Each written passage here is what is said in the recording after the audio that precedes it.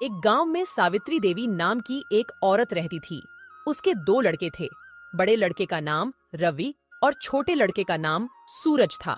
सावित्री देवी के पति मजदूरी का काम करते थे। एक दिन जब वह काम करके शाम को घर आ रहे थे तो एक गाड़ी वाला उसे टक्कर मारकर चला जाता है, जिसे उसकी मौके पर ही मौत हो जाती है। अब दोनों बच्चों के लालन पालन और पढ़ाई लिखाई कराने की जिम्मेदारी सावित्री देवी पर ही आन पड़ी थी। कुछ साल बीत जाते हैं। अब रवि और सूरज दोनों बड़े हो चुके थे। दोनों की पढ़ाई की चिंता अब सावित्री देवी को सताने लगी थी। एक दिन सावित्री देवी का भाई उनके घर आया तो सावित्री देवी ने अपनी चिंता का कारण अपने भाई को बताया। भाई, मैं अपने दोनों लड़कों को कॉलेज की पढ़ाई के लिए शहर भेजना चाहती हूँ, पर मेरे पास पैसे नहीं हैं। सावित्री देवी के भाई ने कहा, सावित्री बहन, मेरे पास भी पैसे नहीं हैं, लेकिन मैं तेरे एक लड़के को पढ़ा सकता हूँ। पहले तू ये बता कि तेरे लड़के पढ़ने में कैसे हैं? भाई, बड़े वाला लड़का पढ़ने में तो अच्छा नहीं है, लेकिन छोटे वाला लड़का सूरज पढ़ने में बहुत अच्छा और होशियार है। बहन, तू दोनों को पढ़ाकर पैसा बर्बाद मत कर। अपने छोटे बेटे को शहर भेज दे। उसकी पढ़ाई का खर्चा मैं देख लूँगा, क्योंकि वह पढ़ने में होशियार है, इसलिए उसे ही आगे पढ़ाना चाहिए। और तेरा बड़ा लड़का रवि पढ़ने में होशियार नहीं है, तो उसे यहीं गांव में कोई नौकरी चाकरी लगवा दे। यहाँ नौकरी करके कुछ पैसा कमाएगा और तेरे साथ रहकर तेरी सेवा भी करेगा। सावित्री देवी को अपने भाई की यह सलाह बहुत पसंद आई। उसने भाई की मदद से अपने छोटे लड़के सूरज को पढ़ाई लिखाई के लिए शहर भेज दिया और गांव के सरपंच से बात करके रवि को गांव के ही एक छोटे से ढाबे में रखवा दिया। रवि थोड़े थोड़े पैसे कमाकर मां की घर चलाने में मदद करने लगा। कुछ समय बीत जाने के बाद शहर में सूरज की पढ़ाई भी पूरी हो गई और वह शहर के एक बहुत बड़े होटल में मैनेजर की नौकरी लग गया। यह खुशखबरी सुनाने के लिए वह गांव आ गया और नौकरी लगने की बात अपनी मां को बताई। माँ, आज मैं बहुत खुश हूँ। तेरे बेटे की शहर में नौकरी लग गई है। बेटा, यह तो बड़ी खुशी की बात है। जब से तेरे पिताजी की मौत हुई है, तब से हमने बहुत बुरे दिन देखे हैं। माँ, अब हमारे बुरे दिन चले गए। मैं आपको और बड़े भाई को शहर लेने के लिए आया हूँ। कल ही हम यहाँ से शहर चले जाएंगे। अगले ही दिन सूरज अपने बड़े भाई और मां को लेकर शहर आ गया और तीनों मिलकर शहर में रहने लगे। एक दिन शाम को सूरज काम खत्म करके घर आया तो उसने अपने बड़े भाई और अपनी मां से कहा, माँ, आज रात को हमारे होटल के बॉस हमारे यहाँ डिनर के लिए आ रहे हैं। यह तो बहुत अच्छी बात है। तू बाजार से सब्जी ले आ, मैं उनके लिए खाना बना देती हूँ। रवि ने मां को मना कर दिया। देखो माँ, तुम्हारी तबीयत ठीक नहीं रहती, इसलिए सूरज के बॉस के लिए खाना मैं बना दूंगा। सूरज अच्छी सैलरी वाली नौकरी करता था, इसलिए वह थोड़ा घमंड में रहता था। उसे लगता था कि उसके भाई को कुछ नहीं आता और वह हमेशा गरीब का गरीब ही रहेगा। सूरज ने अपने भाई से कहा, भैया, आपने खाना बनाना कब से सीख लिया और क्या तुमसे खाना बनता भी है? हाँ सूरज, मैं गांव में एक छोटे से ढाबे में काम करता था। वहाँ रहकर मैंने खाना सीख लिया। तुम चिंता मत करो, तुम्हारा बॉस जब मेरे हाथ का बना खाना खाएगा तो उंगलियां चाटता रह जाएगा। तभी दरवाजे की डोरबेल बजी तो रवि ने कहा, सूरज, लगता है तुम्हारे बॉस आ गए हैं। मैं जल्दी से दरवाजा खोलता हूँ। सूरज ने तुरंत रवि को रोका और कहा, रुको भैया, तुम्हें कपड़े पहनने का तरीका नहीं है। तुम गरीब और अनपढ़ की तरह कपड़े पहनते हो, इसलिए तुम दरवाज़ा मत खोलना, वरना बॉस को लगेगा कि हम लोग कितने पिछड़े लोग हैं। और जब तक बॉस रहेगा तुम बॉस के सामने मत आना, किचन में ही रहना। रवि को सूरज की बातें सुनकर थोड़ा सा बुरा लगा, लेकिन फिर उसने सोचा कि उसका भाई पढ़ा लिखा है तो सही बोल रहा होगा। सूरज बॉस को अंदर लेकर आया और अपनी मां से परिचय करवाया। कुछ देर बातचीत होने के बाद बॉस को खाना परोसा गया। बॉस ने खाना खाया तो उसे खाना बहुत पसंद आया। अरे वाह सूरज, ये खाना किसने बनाया भाई? बड़ा ही स्वादिष्ट खाना है। सूरज कुछ बोल पाता उसके पहले ही सावित्री देवी ने कहा, यह खाना मेरे बड़े बेटे रवि ने बनाया है। वह खाना बहुत ही स्वादिष्ट बनाता है। बॉस ने सूरज की ओर देखा और बोला, सूरज, तुमने अपने भाई से तो मुझे मिलवाया ही नहीं। मैं उनसे मिलना चाहता हूँ। इसके बाद सूरज ने भारी मन से अपने बड़े भाई रवि को बुलाया और सूरज के बॉस ने कहा, अरे वाह रवि, तुम खाना कितना अच्छा बनाते हो।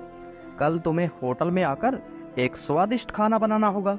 हम उसे टेस्ट करेंगे और तुम्हारी नौकरी पक्की हो जाएगी। अगले दिन रवि होटल पहुंच गया और एक लाजवाब स्वादिष्ट खाना बनाकर होटल की मैनेजमेंट टीम के सामने परोसा। होटल की मैनेजमेंट टीम ने जब उस खाने को खाया तो उन्हें वह खाना बहुत ही स्वादिष्ट लगा। तभी बॉस ने रवि से कहा, रवि, मुझे तुम्हारा बनाया हुआ भोजन बहुत ही अच्छा लगा, लेकिन मुझे दुख है कि तुम्हारा भाई तुम्हें यहाँ नौकरी करता हुआ नहीं देखना चाहता। मैं जब आज अपने घर से होटल में आ रहा था तभी मैंने सूरज को एक चौराहे में खड़े होकर अपने एक कर्मचारी से बातें करते हुए देखा। तो मैं वहाँ चुपचाप खड़ा होकर इनकी बातें सुनने लगा। तो मैंने सुना कि सूरज मेरे उस कर्मचारी से कह रहा है कि जब तुम मेरे होटल पर आकर खाना बनाओगे तब वह कर्मचारी तुम्हारे खाने में अधिक नमक डाल देगा। इसकी वजह से तुम्हें यहाँ नौकरी नहीं मिल पाएगी। यह सुनकर रवि ने अपने भाई सूरज से इसका कारण पूछा। भाई, सच सच बताओ, तुमने ऐसा क्यों किया? देखो भाई, मैं इतनी पढ़ाई लिखाई करके यहाँ तक पहुँचा था और तुम बिना पढ़े लिखे यहाँ नौकरी करने वाले थे और मेरे जितना वेतन पाने वाले थे। यह मुझसे बर्दाश्त नहीं हुआ और मैं चाहता था कि तुम जीवन भर मेरे दिए हुए पैसों में ही अपना जीवन जियो और मेरे प्रति एहसानमंद रहो। इसलिए भाई मैंने ऐसा किया, लेकिन मुझे अब अपने किए गए इस काम पर पछतावा है। भाई, मुझे माफ कर दो। तभी बॉस ने कहा, रवि, आज से तुम हमारे यहाँ काम करोगे और तुम्हारे भाई सूरज को मैं आज ही यहाँ नौकरी से निकाल रहा हूँ। यह सुनकर रवि ने तुरंत बॉस से कहा, नहीं नहीं सर, ऐसा मत कीजिए। मेरे भाई से एक छोटी सी गलती हो गई है, उसके लिए इतनी बड़ी सजा उसे मत दीजिए। आप उसे माफ कर दीजिए सर। उसने मेरे प्रति जो भी किया मैंने उसे माफ कर दिया। सूरज ने जब यह सुना तो वह रो पड़ा और अपने भाई के पैरों में गिर गया।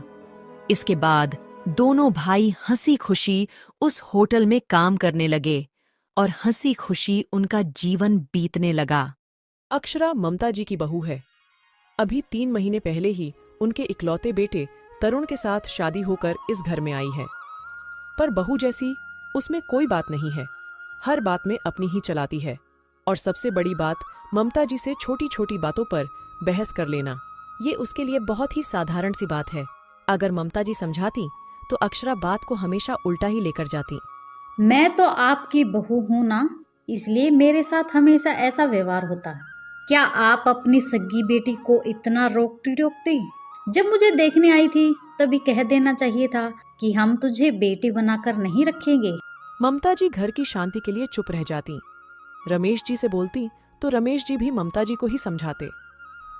अरे अक्षरा अभी बच्ची है, कुछ दिनों में समझ जाएगी, तुम थोड़ा सब्र करो। अरुण से कुछ कहती तो अरुण कहता, मम्मी, आपके ज़माने में और आज के ज़माने में बहुत फ़र्क है। पहले बहुएं सिर्फ बहुएं होती थी, पर आजकल बेटियां हैं। थोड़ा वक्त दो और वो सब समझ जाएगी। आखिर जब पति और बेटा ही कह रहे हैं तो ममता जी उसके आगे कुछ नहीं कह पाती। पर आज तो हद ही हो गई। सुबह अरुण और रमेश जी के ऑफिस जाने के बाद से ही अक्षरा गई हुई है, लेकिन अभी तक नहीं आई। ममता जी फोन कर रही है तो फोन भी नहीं उठा रही है। ममता जी बड़बड़ाने लगी, भला ये कोई बहू के लक्षण है? आने दो उसे आज तो साफ साफ बात करूंगी। इतने में अरुण और रमेश जी भी घर आ गए। आते ही रमेश जी बोले, अरे क्या हो गया श्रीमती जी, घर के बाहर खड़ी होकर किसका इंतजार कर रही हो?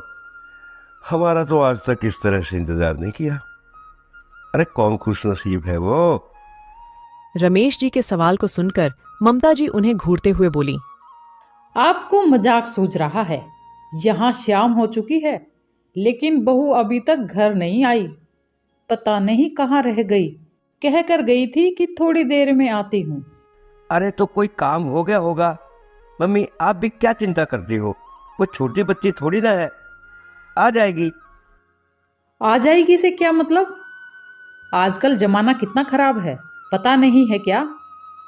कब से फोन लगा रही हूँ, कम से कम फोन उठाकर जवाब दे सकती है। भला ये कोई बहू बेटी के लक्षण होते हैं? अच्छा अच्छा, तुम दोनों माँ बेटे बात करो, मैं जाकर चेंज कर रहा हूँ और थोड़ी देर आराम करूँगा। फिर सब लोग मिलकर खाना खाएंगे। खाना तो बना लिया होगा श्रीमती जी आपने? रमेश जी की बात सुनकर ममता जी बोली, हाँ हाँ, सब्जी और दाल बना दी है, बस रोटियां सेकनी बाकी है। इतने में अक्षरा आ गई। उसके हाथ में काफी सारे शॉपिंग बैग्स थे। अंदर आते ही बोली, आज तो सचमुच थक गई हूँ, पर शॉपिंग करके मजा आ गया। ममता जी ने बैग्स की तरफ देखते हुए कहा, बहू, तुम इतना सब कुछ क्या लेकर आई हो? कुछ नहीं मम्मी जी, मेरी जरूरत का सामान है। मैं अपने लिए सेल में से खूब अच्छी अच्छी साड़ियाँ लेकर आई हूँ। कुछ मेकअप का सामान है और डेली यूज के कपड़े लाई हूँ। पर तुम्हारी शादी तो अभी 3 महीने पहले ही हुई है। अभी तो कई सारे कपड़े ऐसे हैं जो तुमने कभी पहने नहीं है। फिर और शॉपिंग करने की क्या जरूरत थी?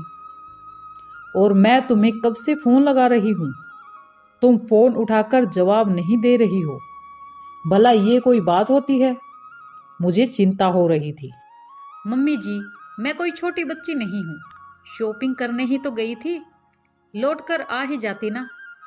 जो आप बार बार फोन पर फोन कर रही थी, इसलिए मैंने फोन का वॉल्यूम ही बंद कर दिया।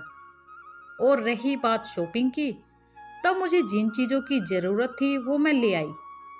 इसमें बात का बतंगड़ बनाने की क्या ज़रूरत पड़ गई? मेरी मम्मी ने तो मुझे कभी नहीं रोका। बेटा, तुम्हारी मम्मी ने तुम्हें कभी नहीं रोका, क्योंकि वो तुम्हारा मायका था। वहां तुम बेफिक्र होकर रहती थी। जी किया तो काम किया, नहीं किया तो छोड़ दिया। 2 भाभियां थी, उन्होंने संभाल लिया। पर ये तुम्हारा ससुराल है। तुम खुद यहाँ एक बहू हो, वो भी इकलौती। इस घर का भला बुरा सब तुम्हें सोचना है। आखिर अपनी जिम्मेदारी कब उठाओगी? मम्मी जी, फिर तो आपको शादी से पहले बोलना ही नहीं चाहिए था कि हम बहू को बेटी बनाकर रखेंगे। इतनी रोक टोक तो कभी मुझ पर मेरी मम्मी ने भी नहीं की, जितना आप टोकती है। ये कहकर अक्षरा कमरे में चली गई। ममता जी ने उदास होकर अरुण की तरफ देखा तो अरुण उल्टा ममता जी को समझाने लगा, क्या मम्मी, आप भी चिल करो ना, क्यों सास बन रही हो? 7 ही तो बजे हैं, आ तो गई टाइम से। आपकी बेटी होती तो क्या आप उसके साथ भी इस तरह से बिहेव करती? कहकर तरुण भी अपने कमरे में चलता बना। ममता जी को बहुत बुरा लगा। उदास मन से ममता जी कमरे में आ गई और पलंग पर बैठ गई। उन्हें इस तरह उदास देखकर रमेश जी बोले, ममता, तुम्हें नहीं लगता कि तुम अक्षरा की सास बनने की कोशिश कर रही हो? अभी बाहर जो भी हुआ उसमें तुम्हारा हाथ है। अच्छी खासी घर में शांति थी, बेवजह तुमने हंगामा कर दिया। उनकी बात सुनकर ममता जी बोली, आपको भी लगता है कि मेरी गलती है? बहू का यूं लेट आना, मेरा फोन ना उठाना, घर की कोई जिम्मेदारी ना लेना, ये गलत नहीं है? अरे तुम छोटी सी बात को क्यों बड़ा बना रही हो? अगर उसे बेटी की तरह मानोगी तो खुश रहोगी। अब तुम्हारी अपनी बेटी होती तो। कहते कहते रमेश जी चुप हो गए। पर ये बात ममता जी के दिल पर जा लगी। उन्होंने कहा तो कुछ भी नहीं, पर अपना मोबाइल लेकर बाहर बरामदे में आ गई। घुटन महसूस हो रही थी, इसलिए अपनी एक सहेली अनु को फोन लगा दिया और बातों ही बातों में अक्षरा के बारे में बता दिया। तब अनु ने कहा, देख ममता, बहू और बेटी के बीच में फर्क होता है। ये बात अक्षरा को समझानी ही पड़ेगी। और रही बात रमेश जी की और अरुण की, तो जब तक इंसान को पका पकाया मिलता रहेगा तब तक वो हाथ पैर क्यों चलाएगा? रमेश जी और अरुण के सारे काम तो तू कर देती है, इसलिए उन लोगों को क्या फर्क पड़ेगा कि अक्षरा घर का काम करती है या नहीं। अपनी जिम्मेदारी को समझती है या नहीं? तुझे खुद ही कोई कदम उठाना पड़ेगा। अभी तू खुद की मदद कर सकती है। अनु की बात धीरे धीरे ममता जी को समझ में आने लगी। उन्होंने फोन कट करने के बाद कैब बुक की और अपने कमरे में आ गई। अपने कमरे में आकर अपना सामान एक बैग में पैक करने लगी। उन्हें सामान पैक करता देख रमेश जी ने कहा, तुम सामान क्यों पैक कर रही हो? कहीं जा रही हो क्या? हाँ, मैं अपने मायके जा रही हूँ। भाई कई दिनों से बुला रहा था, सोचा कुछ दिन वही रह कर आऊंगी। उनकी बात सुनकर रमेश जी हैरान होते हुए बोले, अरे अचानक मायके जाने की क्या लगी तुम्हें? और अभी तक तो हमने खाना भी नहीं खाया। रोटियां कौन बनाएगा? अरे, आपकी लाडली बेटी है ना, उसे बोलो। अब क्या हमेशा जिम्मेदारी मैं ही निभाती रहूंगी? ओह, तो लगता है बात का बुरा लग गया, इसलिए अब ये तमाशा कर रही हो। इसमें तमाशे की क्या बात है? अभी मैं अपने मायके जाती तो मेरी बेटी मुझे मायके जाने से रोकती, वहीं तो पीछे से पूरा घर संभालती। वो चुपचाप अपना बैग लेकर बाहर आ गई। इतने में अरुण और अक्षरा भी बाहर आ गए। ममता जी को बैग के साथ देखकर अरुण ने बात को पलटकर पूछा, मम्मा, आप कहीं जा रही हैं क्या? हाँ, मैं कुछ दिन तुम्हारे मामा के घर जा रही हूँ। बहुत दिन हो गए हैं मुझे मायके गए हुए, इसलिए सोचा थोड़ा चेंज हो जाएगा।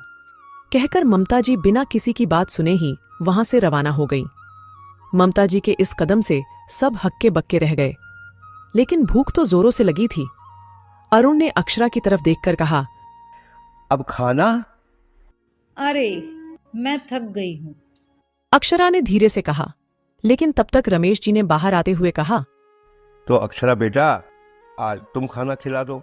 वैसे भी तुम्हारी मम्मी सब कुछ तैयार करके ही गई है, तुम्हें सिर्फ रोटियां सेकनी है। अक्षरा रमेश जी से कुछ ना कह पाई और रसोई में आ गई। रोटियां सेक कर सबको खाना खिलाया और फिर खुद खाना खाकर अपने कमरे में जाकर सो गई। यहां तक कि ना रसोई साफ की और ना ही बर्तन धोए। दूसरे दिन सुबह के 8 बज गए, लेकिन किसी की नींद तक नहीं खुली। अचानक अरुण हड़बड़ाकर उठा और अक्षरा को जगाते हुए बोला, अक्षरा, जल्दी उठो, सुबह के 8 बज चुके हैं। आज तो बहुत देर हो गई यार, अब तो ऑफिस के लिए पक्का लेट हो जाऊंगा। पता नहीं पापा भी उठे हैं या नहीं। हाँ, तुम फटाफट चाय नाश्ता बनाओ। कहकर अरुण अपने पापा के कमरे की तरफ भागा। तब तक अक्षरा भी चिड़चिड़ाकर उठी। क्या तमाशा है ये? मम्मी जी को भी मायके जाना जरूरी था क्या? बुढ़ापे में भी मायके का शौक नहीं गया? नींद खराब हो गई मेरी। अब रसोई में घुसकर नाश्ता और बनाओ। अरुण ने जाकर देखा तो रमेश जी भी अभी तक सो रहे थे। उसने उन्हें भी उठाया और फटाफट तैयार होने को कहा। इधर अक्षरा रसोई में गई तो रसोई रात की ही बिखरी पड़ी थी। बर्तन झूठे पड़े हुए थे। उसे कुछ समझ ही नहीं आया कि क्या बनाऊं। इतने में अरुण रसोई में आया और बोला, अक्षरा, कमला भाई का फोन आया था, वो आज भी नहीं आएगी, इसलिए घर की साफ सफाई भी तुम्हें ही करनी है यार। अरुण, मैं अब ये सब कैसे करूंगी? रसोई बिखरी पड़ी है, रात के झूठे बर्तन पड़े हुए हैं, ऊपर से तुम कह रहे हो काम वाली बाई भी नहीं आएगी। पिछले दिनों से वो छुट्टी ले रही है, और कितनी छुट्टी लेगी? मुझसे नहीं होगा ये सब। या तो तुम यहाँ रुक कर मेरी मदद करो, वरना मैं अपने मायके चली जाऊंगी। अक्षरा, मम्मी भी तो ये सब अकेले संभालती थी, तुम तो कभी उनकी मदद नहीं करवाती थी। मुझे नहीं पता ये सब। तुम्हारी मम्मी ने सब जानबूझकर किया है, मुझे परेशान करने के लिए। मैं अपने मायके जा रही हूँ, तुम देख लो तुम्हें क्या करना है। अक्षरा बड़बड़ाते हुई अपने कमरे में चली गई। उसकी ये बात रमेश जी ने भी सुन ली। वाकई उन्हें काफी हैरानी हुई कि बहू एक दिन घर नहीं संभाल पा रही, जबकि वो और अरुण उसी का साथ देते थे। तभी रमेश जी अरुण से बोले, बेटा, मैं ऑफिस जा रहा हूँ, चाय नाश्ता वहीं कर लूँगा। आज तुम घर पर रहकर अक्षरा की मदद करवा दो। कहकर महेश जी घर से बिना चाय नाश्ता किए ही रवाना हो गए। इधर अक्षरा ने अपनी मम्मी को फोन लगाया ये बताने के लिए कि वो मायके आ रही है, तो उसकी मम्मी ने पूछा, आज अचानक कैसे मायके आ रही है? सब ठीक तो है? यहाँ कुछ भी ठीक नहीं है मम्मी। मेरी सास तो रूठकर मायके जाकर बैठ गई। पता नहीं लोग शादी से पहले ऐसा क्यों कहते हैं कि हम तो बहू को बेटी बनाकर रखेंगे। बोलने में करने में बहुत फर्क होता है। बड़बड़ाती हुई अक्षरा ने कल का पूरा किस्सा अपनी मम्मी को कह सुनाया। उसकी बात सुनकर उसकी मम्मी ने कहा, अच्छा, तो तू काम से डर कर भाग कर आ रही है। तुझे तो मेरे जैसी सास मिलनी चाहिए थी, जो बहुओं को डांट डपकार कर एक तरफ बिठा कर रखती। खबरदार, जो तू मेरे घर आई तो तेरी बात सुन सुनकर मेरी बहुएं बिगड़ जाएंगी और मेरे सर पर चढ़कर नाचेंगी। अक्षरा हैरान होते हुए बोली, मम्मी, आप मुझे मेरे ही मायके आने से रोक रही हो। क्यों ना रोकूं तुझे? अपना घर संभाल नहीं पाई और मेरे घर में आग लगाने आ रही है। इज्जत से आई तो तेरा स्वागत है, लेकिन इस तरह से लड़ झगड़ कर आई तो मेरे घर के दरवाजे तेरे लिए बंद है। कहकर उसकी मम्मी ने फोन रख दिया।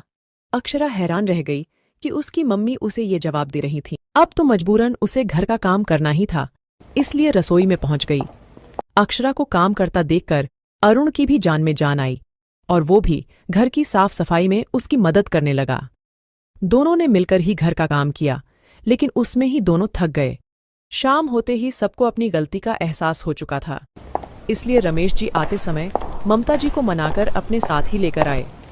ममता जी के घर आते ही अक्षरा और अरुण ने उनसे माफी मांगी।